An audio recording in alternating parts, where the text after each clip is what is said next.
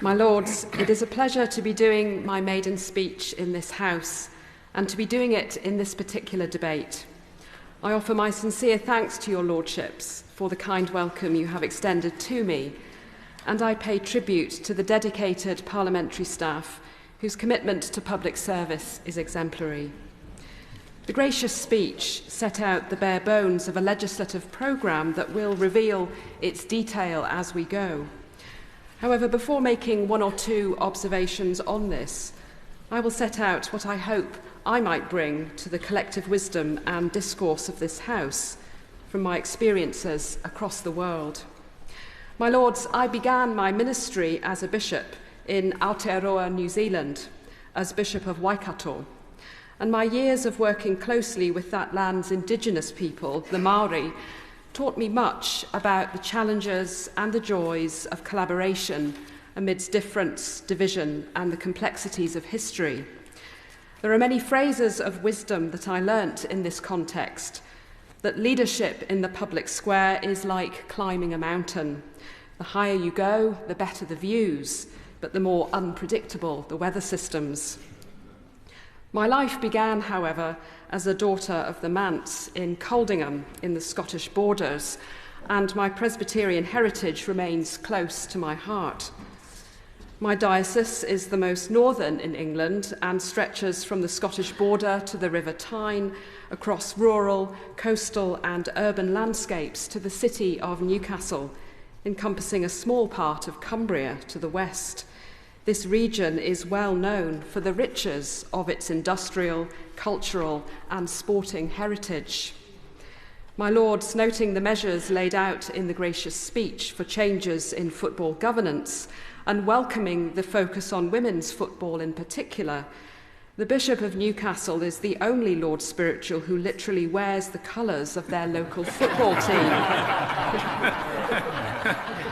But somewhat controversially, perhaps, our lanyard colours of red and white speak to the sporting colours of the city I grew up in, Sunderland. The diverse communities and landscapes of the North East and Northumberland are etched deeply into my life.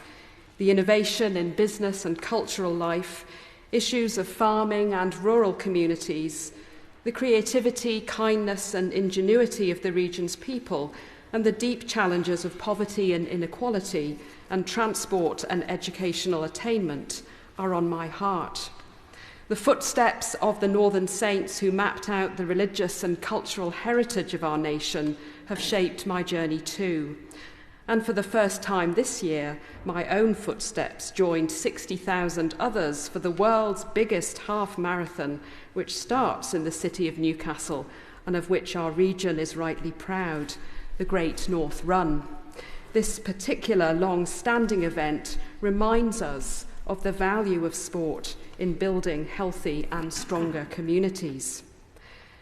I hope to focus in the near future on aspects of media policy. My Lords, I wish to pay tribute to the noble Baroness Lady Benjamin. I am one of my noble friend's play school babies.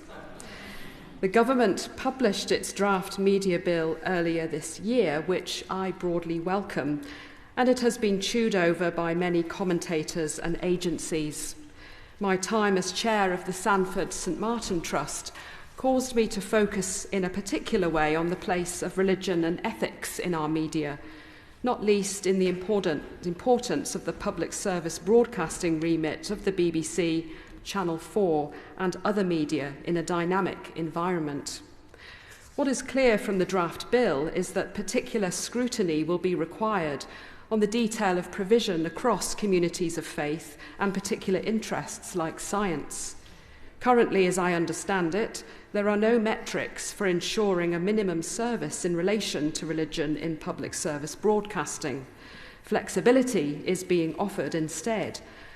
But if there are no mechanisms for measuring requirements, then how will we know whether or not broadcasters are fulfilling their unquantifiable remit? My colleague, the Right Reverend Prelate, the Bishop of Leeds, and I will be tracking this bill with great interest and attention to detail. In conclusion, I offer a Maori phrase to my lordships in the House as I look forward to working with you. Nau te roro, naku te roro, ka ora ai te iwi. With your basket and my basket, the people will thrive. My lords, it is a truth universally acknowledged